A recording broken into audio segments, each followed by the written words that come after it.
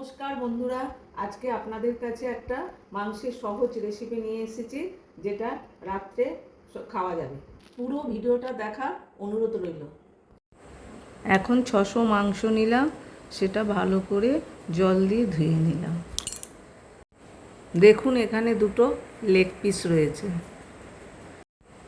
এখন আদা রসুন বেটে রাখলাম আর একটা পেঁয়াজ রেখে দিলাম। ম্যারিনেট করার জন্য আদা বাটা প্রথমে দিলাম, তারপর রসুন বাটা দিলাম, তারপর সর্ষের তেল দিলাম। এবার স্বাদ মতো নুন দেব। সর্ষের তেলটা দিচ্ছি কারণ মশলাগুলো মাংসের গায়ে ভালোভাবে লেগে থাকে।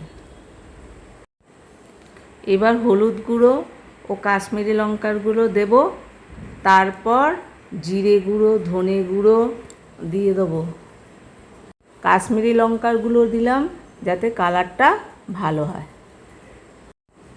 এবার বাড়িতে পাতা টক দই ফেটিয়ে দিলাম, 4 থেকে 5 চামচ দেব। এই টক দই পাতার পদ্ধতিটা সেটা আপনাদের সঙ্গে পরে শেয়ার করব। এই টক দইটা দিলে মাংসটা নরমও হয়, আবার স্বাদও ভালো হয়।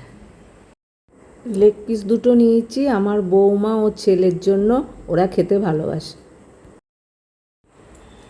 এতে গোলমরিচ গুঁড়ো ও কাঁচা লঙ্কা কুচি দিয়ে দিচ্ছি, আপনারা আপনাদের স্বাদ মতো দেবেন। আমার রান্নার রেসিপিগুলো আপনাদের কেমন লাগছে আপনারা কমেন্ট করবেন। ভালো লাগলে লাইক ও শেয়ার করবেন এবং সাবস্ক্রাইব করবেন। এবার সব কিছু দিয়ে মাংসটাকে এবার ভালোভাবে মাখিয়ে নিচ্ছি, তারপর 1 ঘন্টা থেকে 1.5 ঘন্টার মতো ঢাকা দিয়ে রাখবো।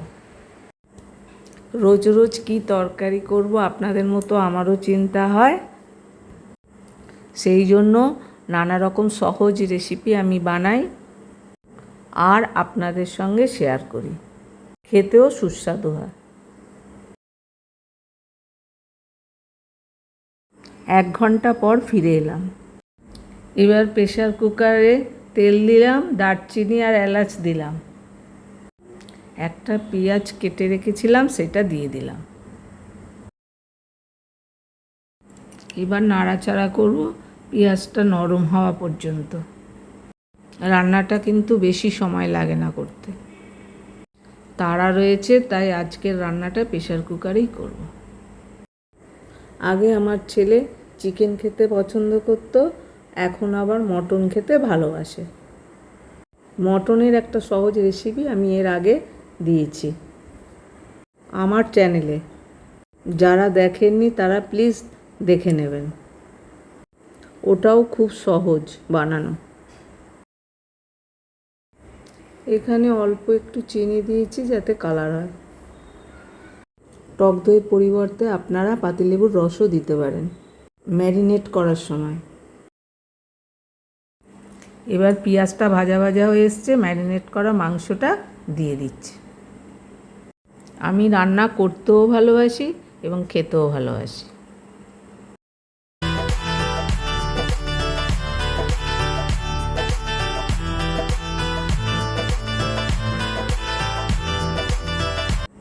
মাংসটা দেয়া হয়ে গেছে, এবার মাংসটাকে একটু নেড়ে চেড়ে নেব।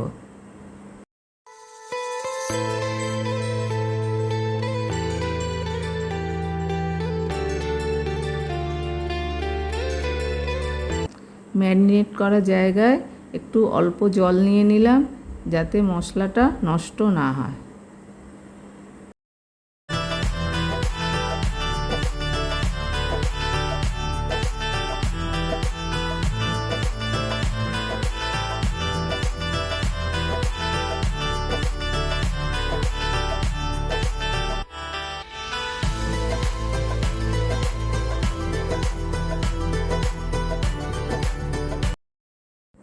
কিছুক্ষণ নাড়াচাড়া করার পর আমি জলটা দিয়ে দিলাম।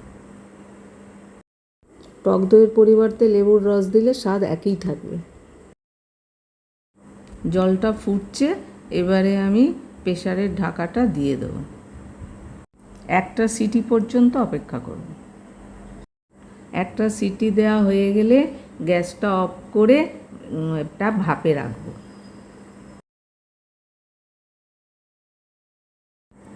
10 মিনিট ভাপে রেখে এবার ঢাকাটা খুললাম। এবার দেখে নিচ্ছি মাংসটা সেদ্ধ হয়েছে কি না। এবার অন্য পাত্রে ঢেলে রাখবো। এতে আমি আর অন্য কিছু দেব না।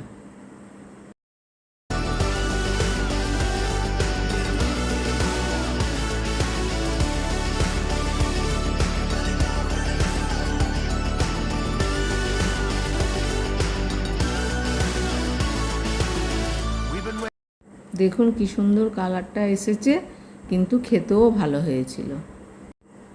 দেখতেই পেলেন খুব কম মশলা দিয়ে রান্নাটা করলাম।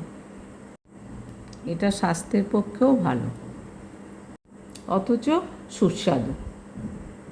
এটা আমরা রাত্রে রুটি দিয়ে খেয়েছিলাম। আপনারা পরোটা, রুমালি রুটি এবং রাইসের সঙ্গেও খেতে পারেন। দেখা হবে খুব শীঘ্রই নতুন ভিডিওতে। ধন্যবাদ। সঙ্গে থাকবেন, ভালো থাকবেন। সবাই তৃপ্তি করে খেয়েছিল।